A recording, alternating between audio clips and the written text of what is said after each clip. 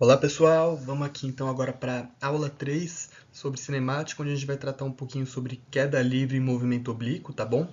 Essa aula aqui vai tratar especificamente desses dois, que vocês vão perceber ao longo da aula que são casos particulares, na verdade, do movimento uniformemente variado, tá bom? Então eu recomendo que antes de assistir essa aula, que vocês assistam a aula 2, tá bom? Porque assistir ela solta, você vai acabar perdendo alguns conceitos, tá certo? Então tenham em mente que o pré-requisito dela é ter assistido a aula 2, que é a parte de movimento uniformemente variado, beleza? Bom, vamos lá. Então tá aqui o resumo da apresentação de hoje.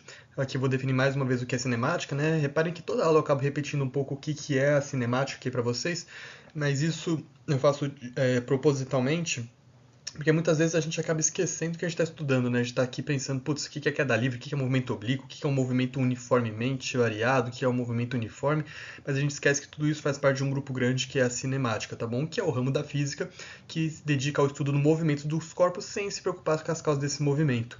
Em outras palavras, a cinemática analisa o movimento em termos de posição, velocidade, aceleração e tempo, desprezando as forças que estão envolvidas no sistema, tá bom? E reparem, eu vou sempre repetir para vocês a definição da matéria que a gente está estudando, porque um dia eu tenho certeza que vai cair uma questão simples no Enem ou de qualquer outro vestibular que vai ser simplesmente o que é cinemática, o que é dinâmica, o que é termodinâmica, que é os conceitos físicos que a gente estuda, porém a gente às vezes não presta atenção na definição deles. Por isso que eu acabo repetindo eles em todas as aulas, tá bom? Em algum momento essa informação vai ser útil para vocês, tá bom? Tanto para memorizar os conceitos que a gente está estudando, quanto para resolver questões. Bom, e o que vai ter na apresentação de hoje? Eu vou falar aqui um pouquinho para vocês sobre a queda livre, o que é a queda livre, exemplos de queda livre e fórmulas. E a mesma coisa para movimento oblíquo. O que é movimento oblíquo, exemplos de movimento oblíquo e fórmulas de movimento oblíquo, tá bom? Bom, então vamos começar aqui definindo para a gente o que é queda livre, tá bom? Queda livre nada mais é do que um movimento uniformemente variado, ou seja, um move. Ou seja, o que é um move, só para a gente relembrar também, né? Uma, é um movimento no qual a velocidade aumenta ou diminui a taxas constantes, beleza? Ou seja, o corpo está sujeito a uma aceleração. E a queda livre, em particular, ela ocorre devido à aceleração da gravidade, pois ela só ocorre quando um corpo é abandonado a uma certa altura, e nessa queda apenas a aceleração da gravidade vai fazer efeito nele, tá bom? E neste tipo de movimento a gente vai desprezar tanto a força de arraste quanto a força de atrito. Só relembrando, força de atrito é uma força contrária ao movimento e arraste é a resistência do ar, é outro termo para se referir à resistência do ar, tá bom? E aqui eu trouxe dois gifzinhos aqui para vocês para a gente reparar uma coisa. Na queda livre, a massa dele importa. Quando a gente está falando que a gente está num planeta Terra, por exemplo. Reparem que a gente está na Terra. Se eu solto uma pena e uma pedra na mesma altura, a pedra cai mais rápido que a pena. Isso para todo mundo é sabido, não tem dúvida. A pedra acaba sendo mais pesada, consequentemente, mesmo que eles estejam sujeitos à mesma aceleração da gravidade, a pedra cai mais rápido. Agora, olhem o vídeo da direita quando eu estou no vácuo, onde quando eu estou no vácuo, eu realmente não tenho a resistência do ar atuando, tá bom? Quando eu estou na Terra, a gente vai desprezar nos exercícios a resistência do ar, mas na verdade ela existe, né? Na Terra, né? Por isso que a pedra ela consegue vencer mais facilmente a resistência do ar em relação à pena. Agora repare que quando eu tenho o efeito de zero gravidade, ou seja, vácuo, que é o vídeo da direita, eu realmente não tenho a força de arraste, né? Eu não tenho a resistência do ar influenciando. Dessa forma, os dois corpos têm a mesma facilidade para cair, ou seja, eles não precisam mais debater sobre quem vai vencer mais facilmente a resistência do ar. Os dois conseguem vencer com a mesma facilidade. Por isso que no vídeo da direita, onde eu acho que o que está caindo ali é uma bola de boliche, não sei, e uma pena, os dois são soltados da mesma altura e eles caem na mesma velocidade. Porque aqui eu não vou ter realmente a consideração da força de arraste. Enquanto eu estou no planeta Terra, essa força acaba existindo, beleza? Bom, aqui vão alguns exemplos, né, sobre a queda livre. Bom, por exemplo, a gente pode ter uma bola de boliche solta a uma certa altura, um livro pesado que cai de uma superfície da mesa, uma chave de roda que cai do porta-malas de um carro, um aparelho celular que cai de um bolso de uma jaqueta, uma pessoa pulando de paraquedas, enfim.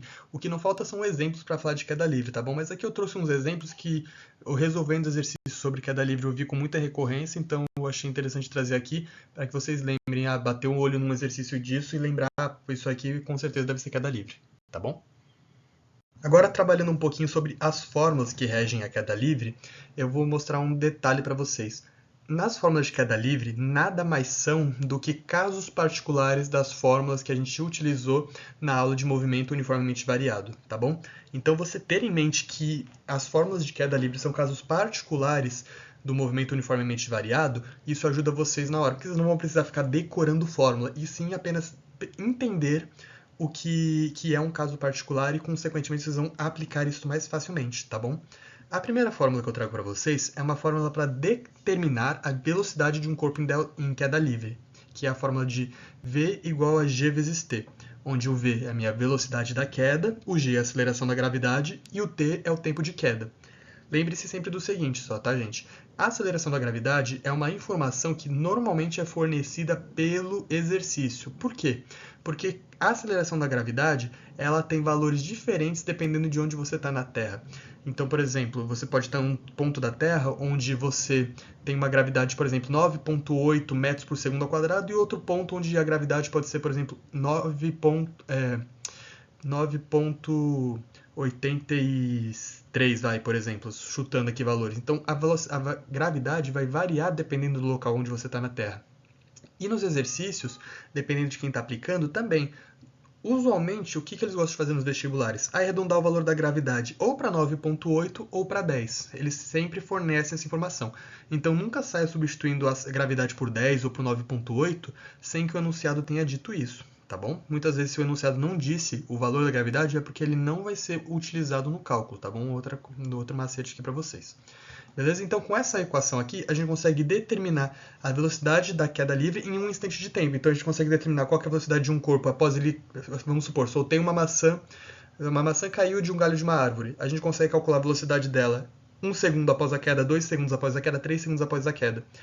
E como é que a gente calcula isso? Através dessa fórmula V igual a G vezes T, tá bom? E reparem o seguinte, essa fórmula nada mais é do que uma derivação da equação vovô-ateu, por isso que eu nem trouxe uma frase específica para a fórmula V igual a G vezes T. Reparem o seguinte, se eu estou em queda livre, ou seja, vamos para o mesmo caso da maçã, imagina que a maçã ainda está presa no galho. Antes dela cair, vocês concordam que ela está parada? Se ela está parada, a velocidade inicial da maçã é zero. Perfeito? Então, se ela é zero, vamos olhar aqui para a nossa equação. O que sobra? V igual a A vezes T, certo? O V0 sumiu, uma vez que ele era zero, certo? E o que acontece? Agora eu consigo determinar a velocidade de um móvel em qualquer instante. Só que o que acontece? É uma queda livre, não é mais um carro acelerando, por exemplo. Então esse A aqui, que antes, por exemplo, era de um carro, era de uma pessoa acelerando, a gente media a aceleração da pessoa, agora é o que? É a aceleração da gravidade.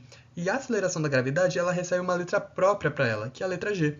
Então a gente adapta esse V igual a A vezes T para V igual a G vezes T. Simples assim, tá bom? Então tenham em mente isso, tá? Que essa fórmula aqui de queda livre para determinar a velocidade nada mais é que um caso particular da equação de um movimento uniformemente variado vovô-ateu, beleza? Vamos aqui agora para a nossa segunda equação da queda livre, que é a equação para determinar a altura da queda livre, que é a equação h igual a g vezes t quadrado sobre 2, beleza? O que vai acontecer agora? Nessa equação aqui, a gente tem o hzão, que vai ser a altura da minha queda, o g, que é a aceleração da gravidade, aqui está escrito só aceleração, mas lembrem-se sempre que é a aceleração da gravidade, e o tempo da queda é o tzinho ali, perfeito? E o que vai acontecer? Agora, como é que a gente vai lembrar dessa equação? Ela é uma derivação do sorvetão, tá? E só lembrando que essa equação serve para determinar a altura da queda livre. Agora, vamos olhar para essa equação maluca aqui do sorvetão e tentar pensar como é que ela chegou nessa equaçãozinha aqui do hzão igual a g vezes t ao quadrado sobre 2, tá bom? Vamos pensar o seguinte, eu peguei um objeto qualquer e subi ele alguns metros. Por exemplo, eu entrei, vamos supor eu mesmo, eu, Paulo, entrei num helicóptero e esse helicóptero subiu alguns metros. Ou seja, eu estava no chão e subi alguns metros, certo? E cheguei aqui. Vocês concordam que quando eu estava no chão, eu estava no meu ponto inicial. E quando eu cheguei numa altura específica, eu cheguei no meu ponto final, que eu vou chamar só de S, certo? Essa variação aqui de espaço é a minha altura, certo? Então, S menos S0 é a minha altura, certo? Espaço final menos espaço inicial dá a minha altura. Então, nessa equação aqui, reparem, ó, eu posso pegar o S0, peraí, deixa eu escrever ela inteira. O S0 e passar ele para cá. Então vai ficar S menos S0, que é o meu espaço inicial, igual a V0t mais AT ao quadrado sobre 2. E como eu disse para vocês, S menos S0 é quem? É a minha altura. Então, Hzão é igual a V0 T mais AT ao quadrado sobre 2. E reparem, aqui eu estou querendo determinar a altura da minha queda livre. Então, aqui a gente vai pensar agora na minha velocidade inicial. Reparem que posso pensar das duas maneiras. Antes de eu subir, por exemplo, estava no helicóptero, antes de eu subir o helicóptero, a velocidade do helicóptero inicial era zero, certo? Ele estava no chão. Ou então eu posso pensar que na maçã, que quando ela está no galho da árvore, ela está parada, certo? Ou seja, tanto faz eu estar lá em cima quanto eu estar no chão, a velocidade dele nesse ponto em específico é zero, certo? Então a gente pode sempre determinar que a minha velocidade inicial na queda livre é zero, perfeito? Então esse termo aqui some. E o que sobra? O AT quadrado sobre 2. Então, Hzão é igual a AT quadrado sobre 2. E, mais uma vez, o A é o quê? A aceleração. Na queda livre, a aceleração é apenas a aceleração gravitacional, que tem a letra própria dela, que é a letra G. Então, a gente pode pegar essa equação aqui e trocar o Azinho pelo G da gravidade. E, com isso, através da equação do sorvetão, a gente chegou na equação que determina a altura da queda livre. Tá bom? Agora vamos chegar numa equação mais simples aqui, uma terceira equação, e ela vai ser a mais fácil de deduzir de todas as outras, que é a equação para relacionar a velocidade de uma queda livre com a altura da queda livre, sem a influência do valor da incógnita tempo. Reparem que na primeira equação que eu mostrei para vocês, onde a gente determinar a velocidade, era a velocidade num dado instante de tempo. A última equação, que era da altura, era qual que era a altura em um certo instante de tempo. Perfeito? E o que vai acontecer nessa equação aqui? A gente vai relacionar essas duas grandezas, velocidade e altura, sem utilizar o tempo. Beleza? Essa que é a ideia do que a gente vai fazer aqui. E para isso, a gente vai utilizar a equação de Torricelli. Então, só para a gente ver aqui a equação final que a gente quer chegar. É essa equação aqui, onde a velocidade ao quadrado é igual a 2 vezes a gravidade vezes a altura, tá bom? Essa equação aqui relaciona a velocidade da queda com a altura da queda, e ela é uma derivação da equação de Torricelli. Agora, como é que a gente vai chegar nela? Bom, primeira coisa que vocês já perceberam das últimas duas equações vai ser a primeira coisa que eu vou fazer aqui. Na queda livre, a velocidade inicial é sempre zero. Perfeito? Se a velocidade inicial é sempre zero, olhando para a equação de Torricelli, o que me resta é o v ao quadrado igual a 2 vezes a aceleração vezes a variação de espaço. Beleza? Agora vamos lembrar, o que quer dizer essa variação de espaço? Lembra no exemplo do helicóptero que eu dei para vocês? Que quando eu estou no chão, eu estou no meu espaço inicial, e quando eu estou lá no topo, eu estou no meu espaço final. E essa variação de espaço aqui é a minha altura. Ou então, se isso aqui é uma variação de espaço, posso simplesmente chamar isso aqui de ΔS. Perfeito? Então, o que eu vou fazer aqui agora nessa equação? Eu vou trocar o ΔS por h, que é a minha altura. Perfeito? E o que vai acontecer com a minha aceleração aqui? Novamente, estamos no movimento de queda livre. No movimento de queda livre, a aceleração que influencia no meu movimento é a aceleração gravitacional. Portanto, o que eu vou fazer é trocar o meu Azinho por G. E simples assim a gente chegou na equação que relaciona velocidade com altura na queda livre. Beleza? Essa é a última equação de queda livre que eu tenho para trazer para vocês resolverem todos os exercícios de queda livre com as 3 equações que eu passei para vocês. Beleza? A equação que determina a velocidade num certo instante de tempo, a equação que determina a altura num certo instante de tempo e essa equação que relaciona velocidade e altura na queda livre. Perfeito? Bom, agora a gente vai falar um pouquinho sobre o movimento oblíquo. A gente já encerrou toda a parte de queda livre, agora eu vou falar sobre o movimento oblíquo, que nada mais é também que outro caso particular das equações do movimento uniformemente variado. Mas, inicialmente, o que é um movimento oblíquo ou então um lançamento oblíquo? O lançamento oblíquo ocorre quando um objeto inicia seu movimento formando determinado ângulo em relação ao horizontal. E nesse tipo de lançamento ou movimento, o objeto executa 2 movimentos simultâneos. Ele executa um movimento vertical, ou seja, ele sobe e desce, e também um movimento horizontal, ele vai da esquerda para a direita ou da direita para a esquerda, tá bom? Então vamos aqui só entender mais ou menos o que quer dizer essa parte do ângulo. Ó. Reparem aqui, o exemplo que eu trouxe para vocês é de um carinha jogando uma bolinha de golfe. Reparem o seguinte, essa bolinha, ela inicialmente está parada e ele vai bater nessa bolinha com o taco. Quando ele bate com essa bolinha do taco, essa bolinha parte daqui com uma velocidade, ou seja, ela possui uma velocidade inicial, diferentemente da queda livre onde eu não tinha velocidade inicial, que a minha velocidade inicial era sempre nula. tá bom? Então, o que vai acontecer? No instante que ele bateu aqui, ele vai ter uma velocidade inicial e vai descrever um movimento de parábola. Mas por que ele vai descrever um movimento de parábola? Porque ao mesmo tempo que a bolinha quer ir para a direita, o movimento que o jogador aqui de golfe fez foi com que ela fizesse a parábola. Então, esse movimento é para a direita e para cima. E não sei se vocês vão lembrar de vetores, mas quando eu tenho a união de um vetor que possui uma componente vertical e um vetor que tem uma componente horizontal, a resultante desses dois vetores é um resultante oblíquo, certo? É isso que está acontecendo aqui.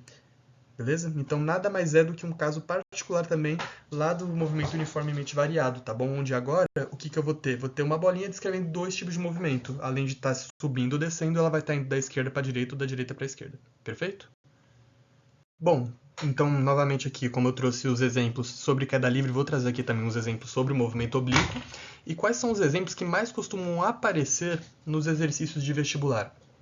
Arremesso de projétil, chute de uma bola de campo de futebol, lançamento de foguete e lançamento de projéteis em um jogo de videogame. Inclusive, no ano que eu prestei Enem, o exercício que caiu sobre o movimento oblíquo era um jogo de videogame que tinha um canhãozinho que tinha que acertar o inimigo do outro lado do muro. E o canhão ficava mexendo e a gente tinha que calcular a altura máxima que ele chegava, por exemplo, se eu não me engano. Mas aqui estão alguns exemplos do que pode cair, tá? Óbvio que não são só esses exemplos que a gente tem de lançamento oblíquo e de movimento oblíquo, podem ter inúmeros outros exemplos, mas eu trouxe aqui e reuni para vocês os que mais costumam aparecer nos vestibulares, tá bom?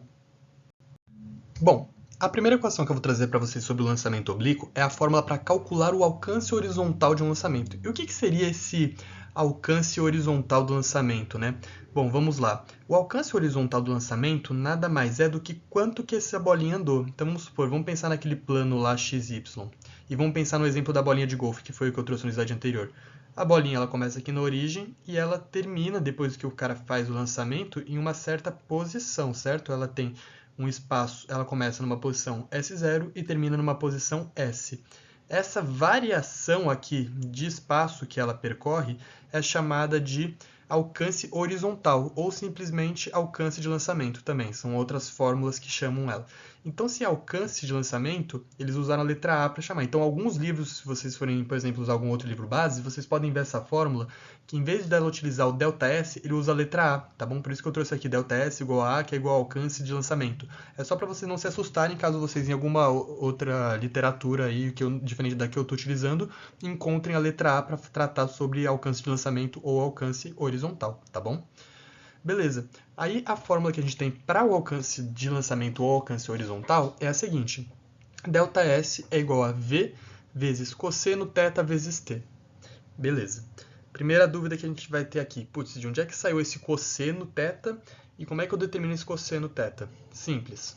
O enunciado vai dar para a gente o valor de θ, tá bom?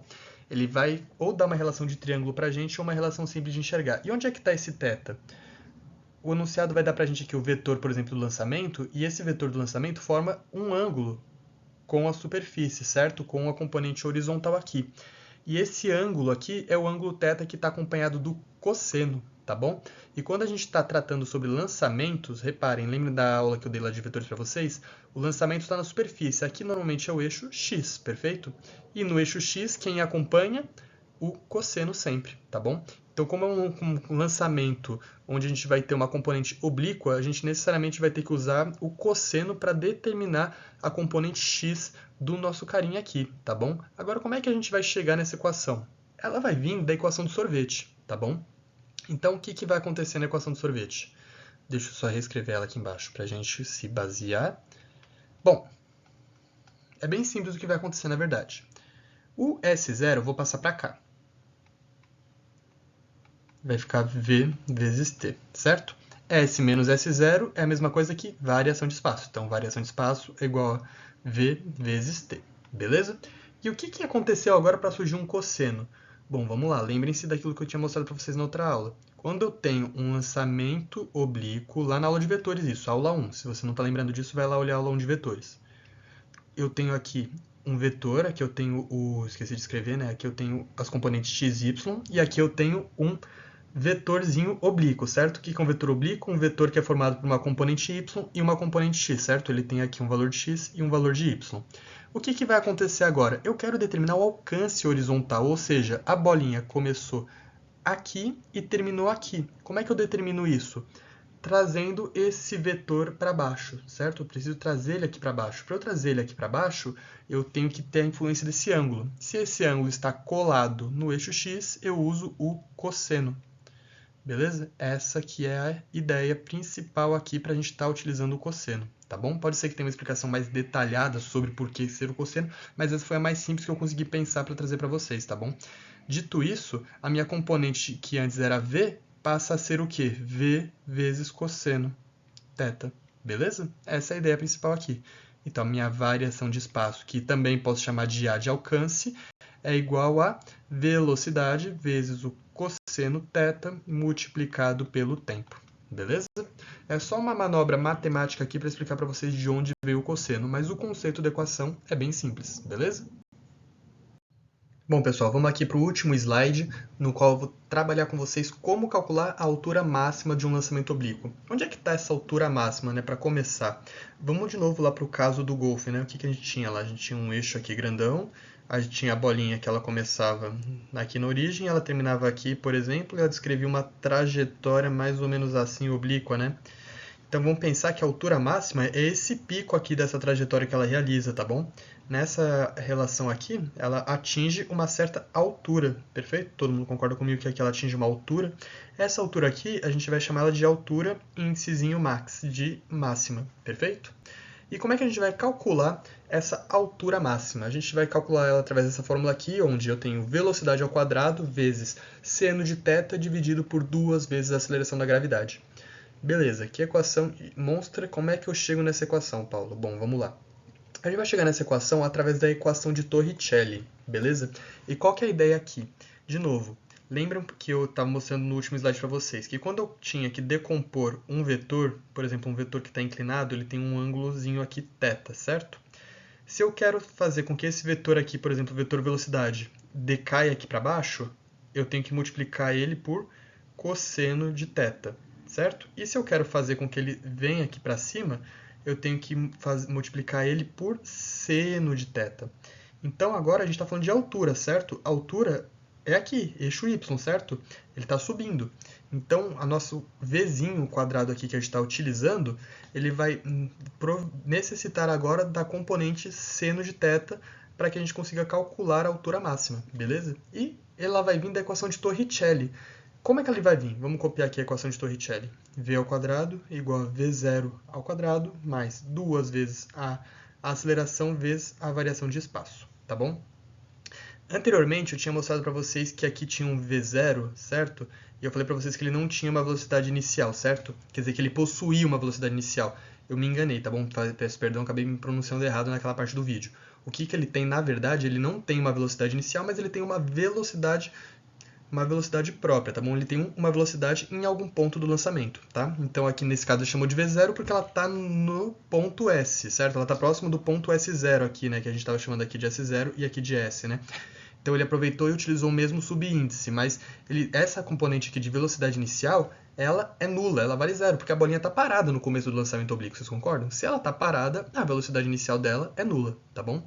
Então, se ela é nula, a primeira coisa que vai acontecer é esse termo aqui, v0 quadrado, é nulo, vale zero. Então, ele some da brincadeira. Sobra quem? V ao quadrado igual a 2 vezes a aceleração vezes a variação de espaço. Novamente, quem que é a minha variação de espaço aqui? Agora a gente está falando em termos de altura, tá? Não estamos mais falando em alcance horizontal. Estamos falando agora em questão de alcance vertical. Qual que é a máxima altura que ela atinge? Então agora, esse Hmax, a gente está falando que o meu espaço final está aqui e o meu espaço inicial está aqui. E não mais pensando no eixo x, tá bom? A gente está pensando em termos de y, certo? Em altura.